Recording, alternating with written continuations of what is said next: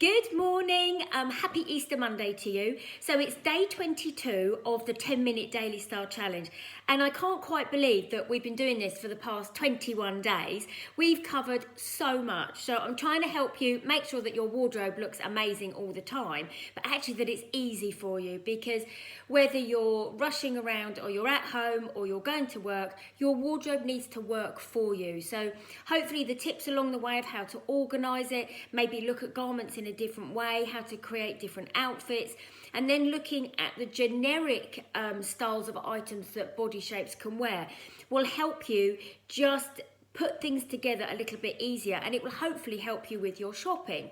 Now, we've covered generic styles of trousers and tops, etc. I wanted to cover skirts today. Skirts are really interesting. They're one of the garments that people find really hard to wear.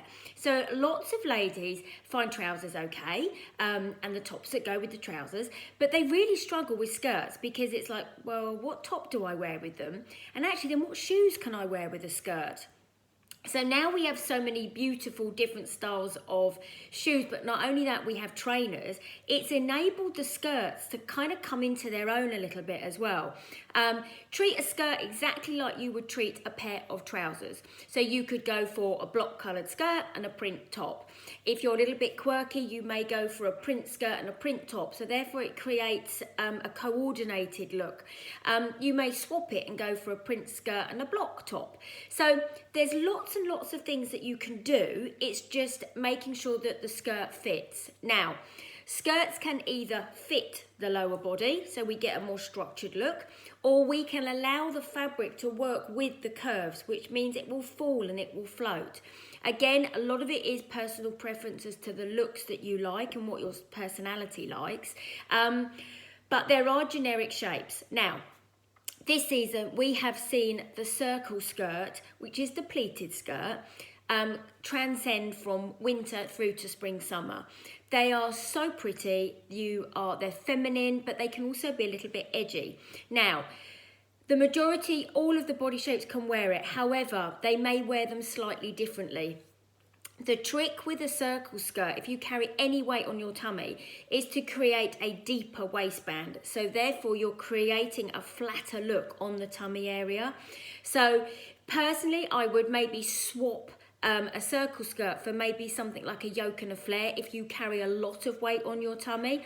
But in some ways, those circle skirts work really well if you have a deeper waistband because it will flatten.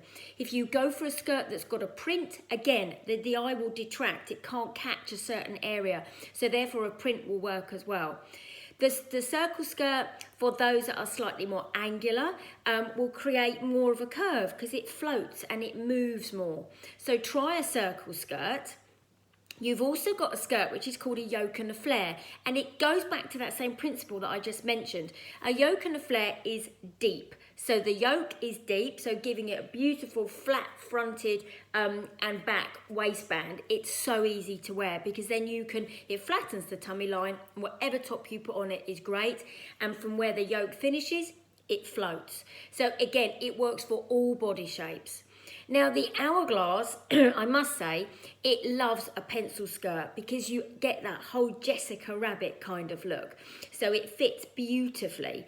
I should say as well, the skirts can be on the base of a dress as well. They don't have to stand alone. Use the same principles to see how you would wear them as a dress, because it's just the lower body element of a dress that you're looking for as well.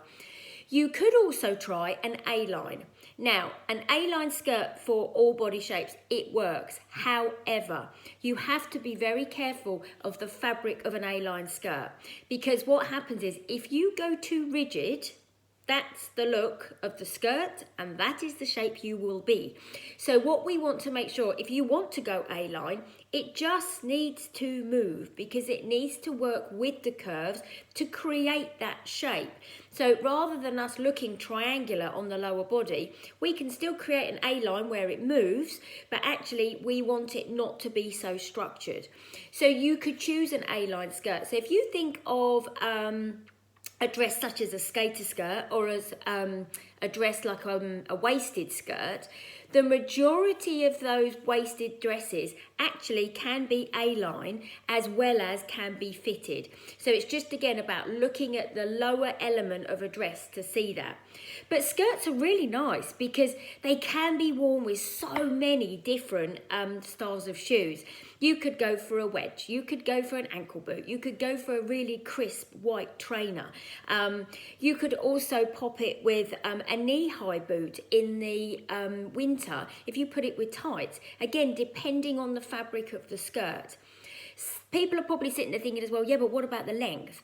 Now, the lengths are so different because if you think about the little pleather skirts that were this season, they were above the knee. You had the beautiful circle skirts, which again were calf length. So a lot of it is based on personality as to what you like. But again, going back to everything we've spoken about, just never let anything stop on the widest part of your body. So it would be, don't stop it in mid-calf.